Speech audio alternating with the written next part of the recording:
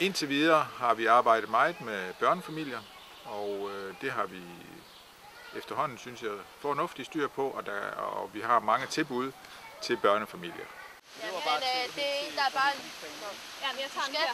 Okay. Men vi kunne godt tænke os at måske komme til en anden målgruppe, der hedder 50 plus eller 60 plus, som jo snart er vores egen alder, og tilbyde dem nogle ting her, som vi bestemt mener, altså nogle aktiviteter, for eksempel vandre- og løberuter, mulighed for at få massage, der er mulighed for at lave noget workout eller noget yoga eller den slags ting. Man kan også bare fordybe sig og gå stille og roligt rundt og nyde stedet her.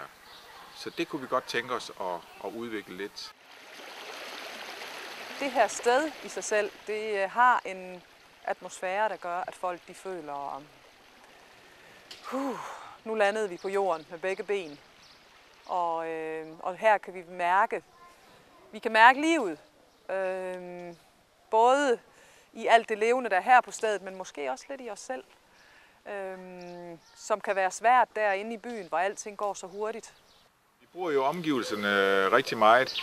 Vi har en lille skov, som er vores egen. Der har vi lavet nogle ridestier ind igennem, og vi har planer om at lave en ny skov, hvor vi også vil lave nogle ridestier.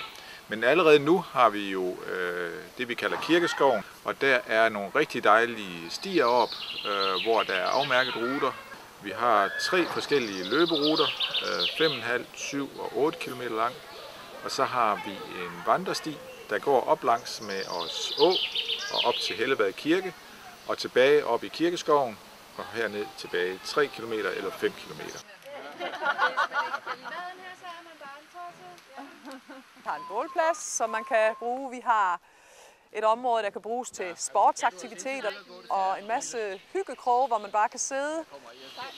Er der voksne her, der vil lave noget forskellige teambuildingsaktiviteter, eller hvad de nu kan finde på, så har vi rammerne til det. Man kan få batterierne ladet op, når man er her. Det er nemlig det. Det er rigtigt.